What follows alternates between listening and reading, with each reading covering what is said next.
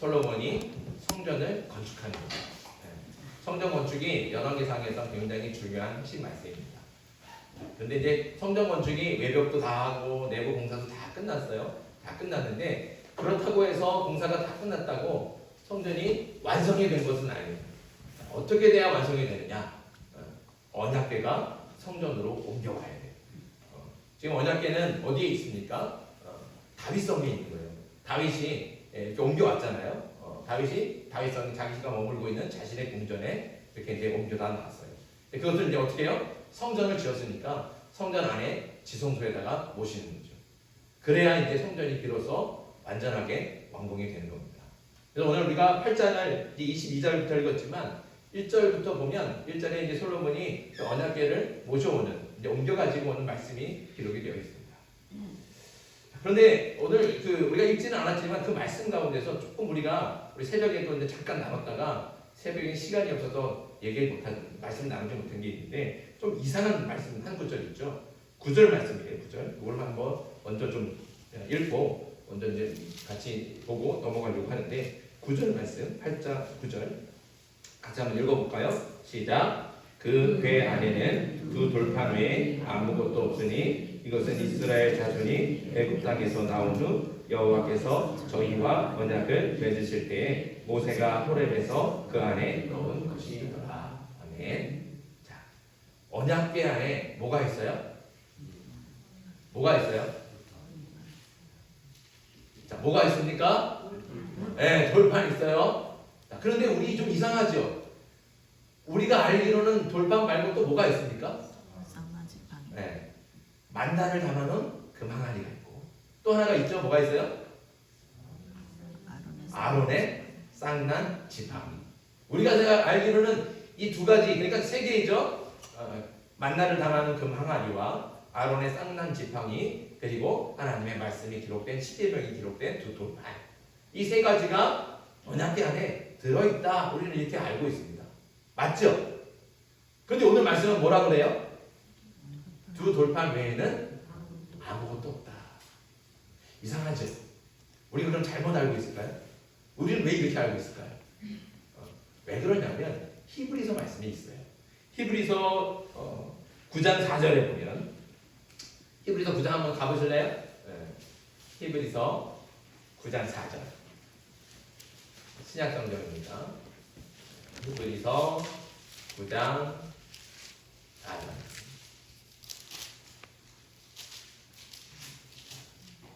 찾으셨죠? 같이 한번 읽겠습니다. 시작. 금향로와 사면을 금으로 싼 언약궤가 있고 그 안에 만나를 담은 금항아리와 아론의 쌍난 지팡이와 언약의 돌판들이 있고. 아멘. 어때요? 여기 이렇게 닫혀 있잖아요. 그렇죠? 그러면 이제 열왕기상 말씀하고 히브리서 말씀하고 완전히 다르잖아요. 그렇잖아요? 열왕기상 말씀에는 언약궤 안에는 두 돌판 외에는 아무것도 없다. 근데 히브리서 말씀에는 이 안에는 만나를 담은 항아리, 그리고 아론의 쌍난 지팡이, 두 돌판이 있다. 이거 어떻게 이해해야 될까요? 이게 난제예요, 난제. 그러니까 학자들이 연구를 하죠. 연구를 했는데 어떤 학자들은 이렇게 얘기합니다. 이 언약궤를 빼앗긴 적이 있습니다. 블레셋에, 그렇죠? 엘리 제사장 때, 사무엘이 아주 어릴 때, 그 엘리 제사장 때에 전쟁에 나갔다가 이 언약궤를 블레셋에 빼앗겼죠. 그때 이 금항아리와 또 아론의 쌍난 지팡이가 분실됐을 것이다. 이렇게 얘기를 하는 거예요. 학자들이 이렇게 얘기해요. 근데 이제 정확하지 않죠. 그럼 다 없어지면 다 없어져야 되는데 두 돌판은 왜 있고 아무리 왜 두 개만 없어집니까? 말할 수 없습니다. 또 학자들은 또 이렇게도 얘기합니다. 예, 말씀을 근거로 얘기하는 거예요. 자, 출애굽기 한번 가볼까요? 출애굽기 16장 33절과 34절. 출애굽기 16장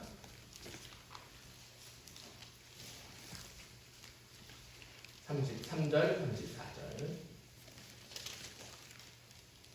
찾으셨죠? 출애굽기 16장 33절, 34절. 자, 같이 한번 읽습니다. 시작. 또 모세가 아론에게 이르되 항아리를 가져다가 그 속에 만나 한 오멜을 담아 여호와 옆에 두어 너희 대대로 간수하라. 아론이 여호와께서 모세에게 명령하신 대로 그것을 증거판 앞에 두어 간수하게 하였고. 아멘. 자, 여기 그 만나를 담은 항아리를 어디에다 두었어요?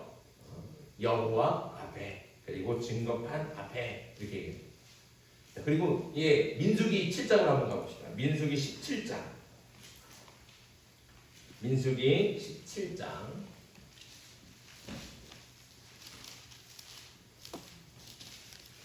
민수기 17장 10절입니다. 다 찾으셨죠? 있습니다. 여호와께서 또 모세에게 이르시되 아론의 지팡이는 증거계 앞으로 도로 가져다가 거기에 간직하여 반역한 자에 대한 표징이 되게 하여 그들로 내게 대한 원망을 그치고 죽지 않게 할지니라. 아멘. 자, 여기 아론의 지팡이는 어디다 갖다 놔요? 증거계 앞으로. 그렇죠? 그러니까 오늘 말씀을 보면 만나를 담은 항아리도 또 아론의 지팡이도 모두 여호와 앞에, 여호와 앞에, 그리고 증거계 앞에. 이게 앞이라는 단어를 쓰지 안이라는 단어를 쓰지는 않아요. 근데 언약궤 안에 두었다고 말씀하지 않죠. 그래서 만나 항아리와 아론의 지팡이는 원래부터 언약궤 안에 둔 것이 아니라 언약궤 앞에, 그러니까 지성소 안에 어딘가에 두었다는 거죠. 그것이 언약궤 안은 아니라는 겁니다. 그런데 이제 유대인들의 전승에 따르면 이제 이게 언약궤 안에 있다, 이렇게 이제 말하자면 그런 전승들이 계속 이어져 왔는데 그 전승을 가지고 히브리서 기자가 이렇게 히브리서 말씀을 기록했다는 거예요. 그래서 이 열왕기서와 히브리서 말씀에 이렇게 차이가 생겼다는 겁니다. 저는 개인적으로 보면 뒤에 말 후자가 훨씬 더 말씀을 증거로 하니까 좀 더 이렇게 합리적으로 또 객관적으로 사실을 얘기하지 않을까 이렇게 생각을 합니다. 그러나 이제 어느 정도 완벽한 증거는 없죠. 다만 여러분들이 이런 말씀들의 차이가 분명히 있다는 것을 기억해야 되는 거예요. 이게 어느 하나가 그럼 거짓말이냐, 누가 거짓말을 그렇지 않다는 거죠. 이건 거짓말을 얘기하는 게 아니라 이 안에는 이렇게 다가오는 전승들이 또 있다는 거예요. 우리가 성경 말씀을 열왕기상과 역대상, 이 말씀이 똑같이 이스라엘의 왕을 얘기하지만 분명히 그 이스라엘의 왕에 대한 평가는 서로 조금씩 달라요. 그럼 어떤 거는 거짓말이냐? 그럴 수 없다는 겁니다. 그 안에서도 충분히 하나님의 말씀이 들려지고 그 말씀을 들게 우리에게 기록해 주시는 하나님의 뜻이 그 안에 분명히 있다는 거죠. 그러니까 그 말씀을 그냥 그 글자로만 읽으면 안 되고 그 글자를 통해서 우리에게 들려주시고자 원하시는 하나님의 뜻을 발견하는 게 중요하다는 겁니다. 그러니까 이런 차이들 때문에 시험 들지 말라는 거예요. 이런 차이들 때문에 사람들이, 예수님 믿지 않는 사람들이, 또 성경을 믿지 않는 사람들이 이런 것들을 근거로 얘기하고, 봐라, 이 다르지 않냐, 어떻게 이렇게 하나님이 썼다고 그러는데 어떻게 하나님이 한 일 가지고 두 말 하냐, 이렇게 얘기하거든요. 근데 이건 거짓말, 뭐 그런 사실이 아닌 이런 걸 얘기하는 게 아닙니다. 중요한 것은 그 안에 하나님의 뜻이 있고 또 성경을 기록한 사람들의 역사적인 상황과 또 여러 가지 배경들이 서로 다르다는 것, 이런 것들을 여러분들이 유념해서 성경을 읽어야 된다. 이것을 한번 그렇게 기억을 하시고 그런 생각들을 가지고 이렇게 성경 안에는 또 여러 학자들이 해석하는 다양한 주장들이 있다는 것도 인정하시면서 이렇게 말씀을 묵상할 수 있으면 좋겠습니다. 자, 아무튼 솔로몬은 언약궤를 이제 옮겨왔어요, 성전으로. 그래서 성전에 딱 이렇게 지성소에 안치함으로써 성전의 모든 공사를 끝낸 거예요. 이제 완전하게 끝난 거예요. 그게 성전 공사가 완전하게 끝나고 솔로몬이 한 것이 무엇인가? 오늘 22절에 보면 뭐예요? 솔로몬이 백성들을 향해서 두 손을 들고 하늘을 펼치고 그리고 어떻게 해요? 기도한다는 거예요. 성전을 다 짓고 모든 것을 완성하고 언약궤까지 딱 안치하면서 모든 것이 다 끝났을 때 솔로몬이 하는 것이 뭐냐? 기도한다. 그 기도의 내용이 22절부터 우리가 읽었던 53절까지의 말씀입니다. 솔로몬의 기도의 핵심은 뭐냐? 이거예요. 간단해요. 우리 백성들이 솔로몬이 이렇게 기도하는 거예요. 하나님, 저나 우리 백성들이 어디서든지 언제든지 이 성전을 향해서 기도하면 하나님 그 기도를 들어주십시오. 이게 솔로몬 기도의 핵심. 우리가 22절부터 53절까지 길게 읽었지만 핵심은 바로 그거예요. 하나님 우리 백성들이 어디에 있든지 또 언제든지 이 성전을 향해서 기도하면 하나님 그 기도는 좀 들어주십시오. 이게 솔로몬 기도의 핵심이라는 거죠. 그러면서 솔로몬이 7가지의 상황에 대해서 구체적으로 기도하는 거예요. 구체적으로 31절부터 그게 말씀이 있는 거예요. 31절부터 7가지 상황. 어떻게 해요? 이스라엘 백성들이 죄를 지었을 때, 또 전쟁에 나갔을 때, 피했을 때, 또 막 재난이 일어나고 자연재해가 일어나고 막 기근이 일어나고 비가 오지 않고 이럴 때마다 하나님 우리 백성들이 성전을 향해서 기도하면 하나님 그 기도를 들어주십시오 하고 이렇게 구체적인 7가지 상황에 대해서 기도를 합니다. 그 중에는 우리가 눈여겨봐야 되는 것들이 분명히 있어요. 5번째 보면 이방인들이 성전을 향해서 기도해도 하나님 이방인들의 기도를 들어주십시오. 솔로몬이 그렇게 기도해요. 이건 엄청나게 놀라운 사실입니다. 엄청나게 놀라운 사실이에요. 이것만 가지고도 나중에 한번 말씀을 한번 나눌 수 있는 기회가 있으면 좋겠는데, 아무튼 이 구약 시대에 그렇잖아요. 이방인들이 성전을 향해서 기도하면 하나님 그 이방인들의 기도를 들어주십시오. 이렇게 기도한다는 거죠. 이게 솔로몬이 자신의 마음대로 기도하는 게 아니라 뭐예요? 그 안에는 이미 하나님께서 하나님의 마음과 뜻을 솔로몬에게 주시는 거예요. 그래서 성령의 인도하심을 따라 기도하고 있다는 거죠. 놀라운 거예요. 그리고 마지막에는 뭐예요? 이 이스라엘 백성들이 전쟁에 패해갖고 다른 나라로 먼 나라로 끌려갔을 때 그 나라에 그 먼 나라에 가서도 성전을 향해서 기도하면 하나님 들어주십시오. 이게 기도예요. 그게 마지막 7번째 상황이거든요.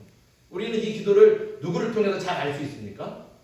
이 기도를 생각하면 누가 생각이 나요? 다니엘이 생각나지 않습니까? 다니엘이 바벨론으로 끌려갔어요. 바벨론으로 끌려갔지만 그래도 총리가 되잖아요. 근데 총리가 돼서도 그는 매일 하루에 3번씩 기도하는 버릇이 있어요. 습관이 있어요. 근데 그렇게 기도할 때 어떻게 기도해요? 예루살렘을 향하여 난 창문을 열고 그 예루살렘을 향해서 기도를 하는 거예요. 다니엘이 그렇게 기도하는 이유가 뭐겠습니까? 솔로몬의 기도를 하고, 우리가 성전을 향해서 기도하면 하나님께서는 이 기도를 들어주실 것이다. 이런 믿음이 있는 거예요. 이런 소망이 있는 거죠. 그래서 성전을 향해서 기도하는 거예요. 이렇게 성전을 향해서 기도하는, 그렇게 솔로몬이 기도하는 거죠. 하나님 우리 이스라엘 백성들이 성전을 향해서 기도하면 그 기도는 언제든지 들어주십시오. 어디서든지 들어주십시오 하고 기도한다는 거죠. 그런데 오늘 말씀을 잘 보면 같은 말씀이 계속 반복되는 게 있어요. 구절이 뭐냐면 30절 말씀 볼까요? 30절 같이 한번 읽겠습니다. 시작.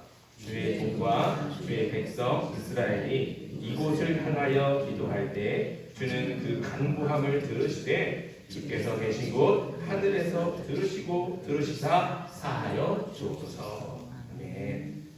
이 30절을 보면 이렇게 기도해요. 이곳을 향하여. 그 이곳을 향하여라는 뭐예요? 이곳은 어디예요? 성전입니다. 성전을 향해서 기도할 때 주는 그 간구함을 들으시되, 그 기도를 들으시되 주께서 계신 곳 하늘에서 들으시고 들으시사 하여 주옵소서. 성전을 향해서 기도할 때 하나님 하늘에서 들으시라는 거예요. 이 말씀이 계속 반복이 돼요. 자, 33절과 34절 볼까요? 33절과 8장 33절과 34절. 33절 맨 끝에도 보면, 자, 밑줄 한번 보세요. 펜 있으면. 자, 이 성전에서 주께 기도하며 간구하거든. 34절. 주는 하늘에서 들으시고. 그렇죠? 30절 말씀도 같죠. 자, 35절 갑니다. 35절도 맨 끝에 보세요. 중간부터. 이곳을 향하여 기도하며 주의 이름을 찬양하고 그들의 죄에서 떠나거든. 36절. 주는 하늘에서 들으사. 네. 자, 또 넘어갑니다. 38절 봅니다. 38절 맨 끝에 보세요. 이 성전을 향하여 손을 펴고 무슨 기도나 무슨 간구를 하거든. 39절. 주는 계신 곳 하늘에서 들으시고. 똑같죠? 이 계속 반복이 돼요. 43절에도 보세요. 42절 앞에 보면 이 성전을 향하여 기도하거든 주는 계신 곳 하늘에서 들으시고. 44절에도 성전이 있는 쪽을 향하여 여호와께 기도하거든. 다시 9절. 주는 하늘에서 그들의 기도와 간구를 들으시고. 마지막으로 48절 맨 끝에 봅니다. 성전이 있는 쪽을 향하여 주께 기도하거든. 주는 계신 곳 하늘에서 그들의 기도와 간구를 들으시고 그들의 일을 돌아보시오며. 네. 계속 같은 말씀이 같은 기도가 반복이 됩니다. 그런데 이 기도가 조금 이상하다는 거죠. 조금 이상해요. 자, 어디를 향해서 기도한다면? 성전을 향해서 기도. 왜 성전을 향해서 기도할까요?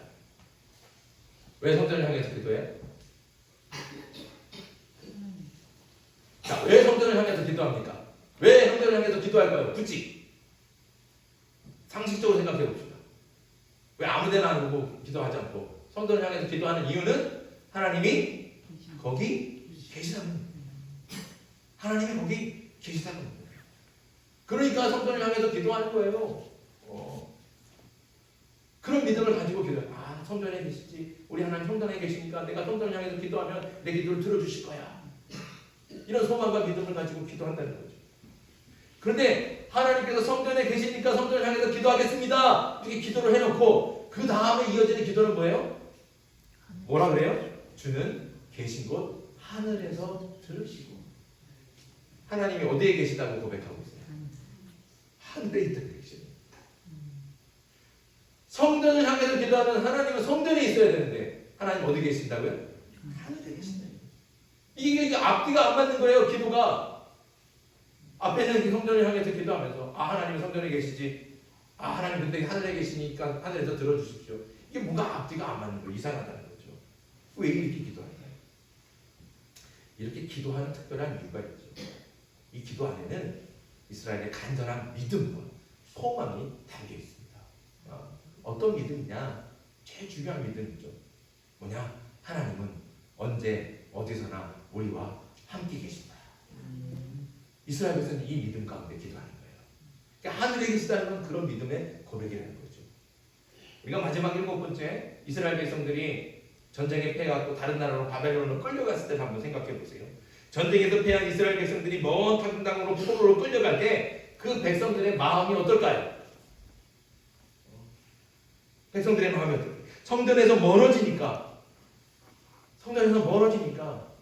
하나님에게서도 어떻게 해요? 멀어진다고 생각해요.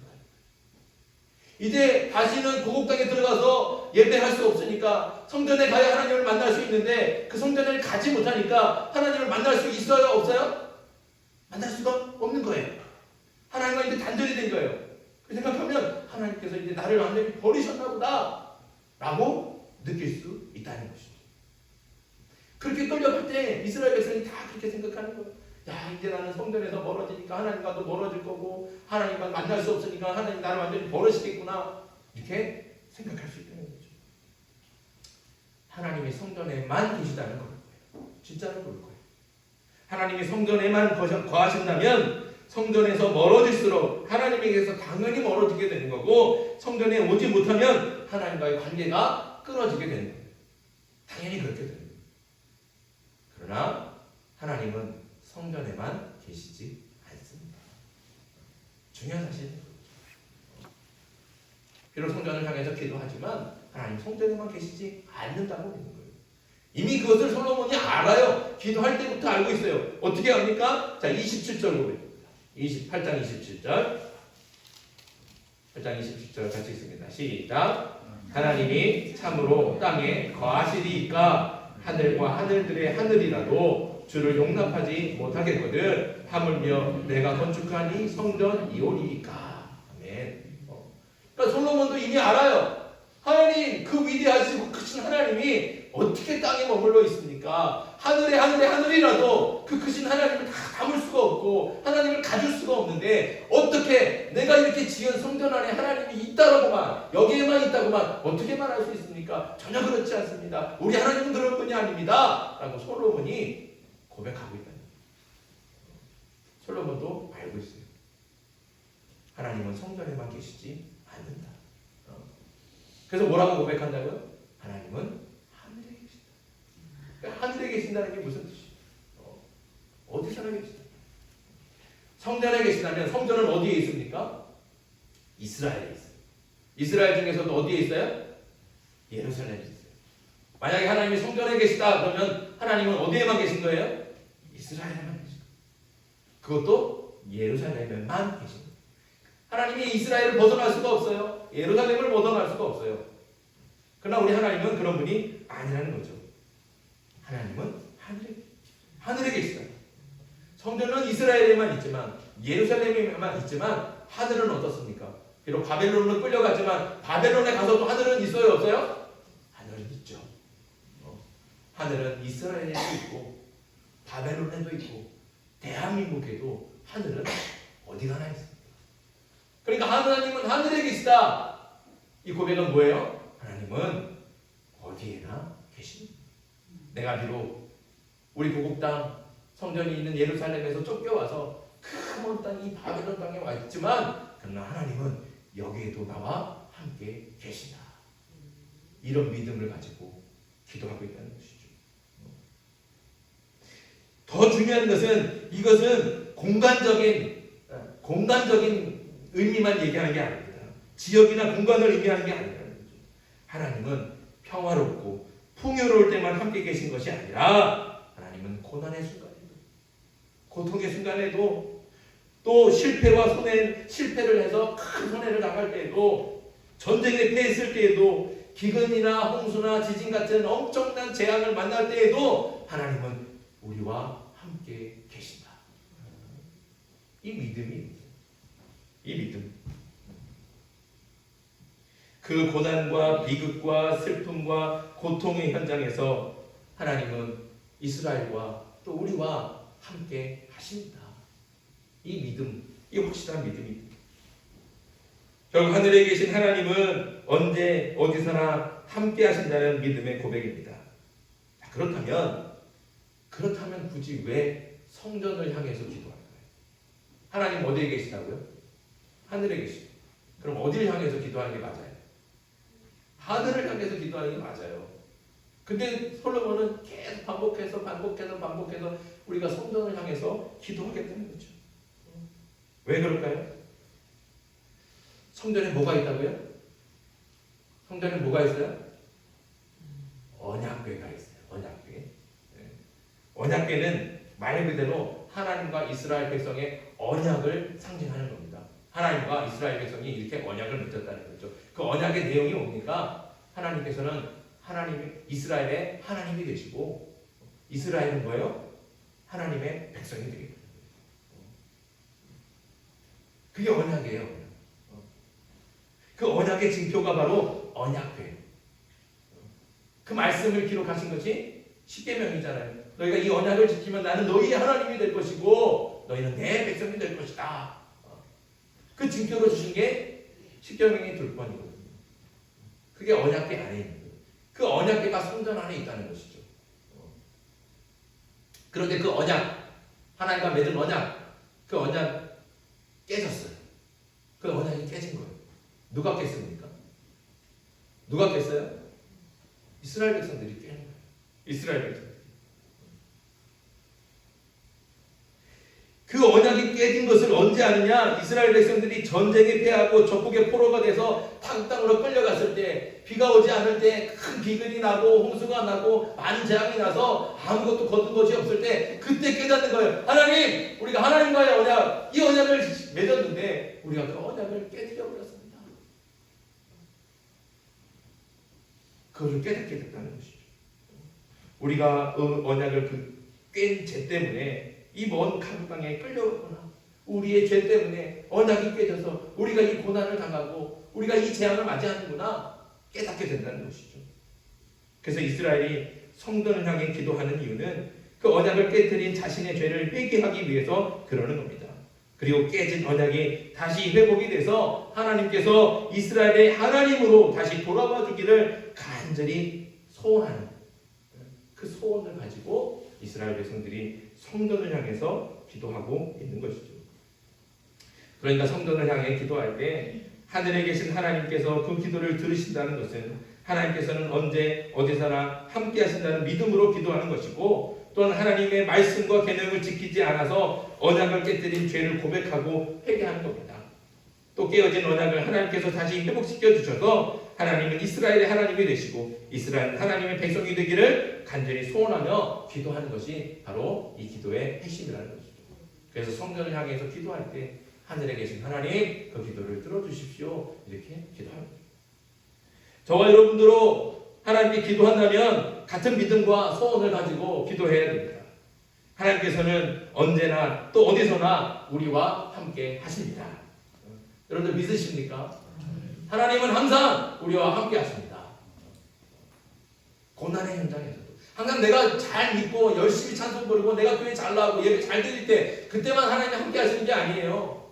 내가 시험을 당할 때에도 내가 고난을 당할 때에도 내가 극심한 고통 가운데 있을 때에도 내가 낙심해서 주저앉아 있을 때에도 하나님 항상 우리와 함께 하시는 줄 믿습니다. 여러분들 이 믿음을 확실하게 가지고 있는 거예요. 이 믿음이 있어야 기도할 수 있는 거예요. 그래야 낙심하지 않고 그래도 하나님 나와 함께 하시는 하나님 때문에 붙들고 그 하나님을 의지할 수 있는 거예요. 이 믿음이 없으면 자꾸 사람 보게 되고 세상 보게 되고 돈 의지하게 되고 다른 거 찾게 되거든요. 그러나 우리에게 확실한 믿음이 있어요. 하나님은 우리와 함께 하십니다. 내가 어떤 상황이든지 어떤 순간이든지 내가 어떤 고난을 당하고 어떤 어려움 가운데 있을 때에도 하나님 나를 버리고 계신 것이 아닙니다. 나와 함께 하시는 줄 믿습니다. 그래 내 기도를 들으시는 거죠. 하나님 나와 함께 하십니다. 이 믿음이 있기 때문에 하나님께 기도하는 거죠. 이 믿음을 가지고 그래서 기도하는 거죠. 또 우리가 고난과 시련을 당할 때 그냥 막무가내로 하나님 도와주세요. 날 좀 살려주세요. 막무가내로 기도하는 게 아니에요. 더 중요한 사실은 이 고난의 원인이 무엇일까를 내 삶을 돌아봐야 된다는 거죠. 이스라엘 백성들이 성전을 향해서 기도하는 게 그겁니다. 하나님 내가 이렇게 고난 당하는 게 하나님 나를 버리셔준 게 아니라 내가 하나님과의 언약을 깨뜨려서 그 죄 때문에 내가 이렇게 타국 땅으로 끌려왔고 우리가 이렇게 비가 내리지 않고 우리가 이렇게 큰 재앙을 만났군요. 하나님 우리를 용서해 주십시오. 나의 죄를 용서해 주십시오. 이거를 기억해야 된다는 거죠. 그러니까 막무가내 하나님 도와주세요. 살려주세요. 나 좀 못 살겠습니다. 그게 아니라 내 삶을 무슨 기도를 하든지 가장 먼저 어떻게 해요? 내 삶을 돌아봐요. 혹시 이 고난이 혹시 이 시련이 하나님과의 언약을 깨뜨린 나의 죄 때문은 아닌가요? 나의 교만하고 욕심 많은 사람들을 미워하고 시기하는 나의 이런 간악한 죄 때문에 하나님께서 나에게 재앙을 내리신 것은 아닌가? 항상 내 삶을 어떻게 해요? 돌아보고 그리고 하나님께 죄를 깨닫는 은혜를 주십시오. 그리고 죄를 깨달았으면 어떻게 해요? 하나님 이 죄를 용서해 주십시오. 이 고난을 통해서 내가 죄 싸움을 받고 하나님 앞에 진실하게 돌아오게 해주십시오. 내가 하나님께로 돌아가면 하나님께서 그 뜻을 마음을 돌이키셔서 나를 다시 하나님의 자녀 삼아주시고 하나님의 백성 삼아주시고 하나님의 놀라운 은혜로 나를 다시 한번 이끌어 주십시오. 기도하는 것이죠. 그렇게 기도할 수 있어요. 저와 여러분들이 이런 믿음과 소망을 가지고 기도할 수 있기를 간절히 바랍니다. 막무가내 기도하는 거예요. 솔로몬이 기도하는 것처럼 성전을 향해 기도하지만 하늘에서 하나님께서 그 들으신다. 이런 믿음을 갖는 거예요. 하나님은 나와 함께 하시니 내가 무슨 기도를 해도 하나님은 내 기도를 들으실 것이고 내 이 고난과 이 환난 속에서 내가 잘못한 것은 무엇이고 내가 죄 지은 것은 무엇일까 돌아보면서 하나님 앞에 진실하게 회개하면 하나님께서는 우리를 하나님의 놀라운 축복으로 다시 회복시켜 주실 줄 믿습니다. 이런 믿음과 소망을 가지고 기도하기를 포기하지 않고 늘 항상 하나님께 기도하고 간구할 수 있는 저와 여러분들에게 주님의 이름으로 축복합니다. 이 시간에 함께 주신 말씀을 기억하면서 기도합시다.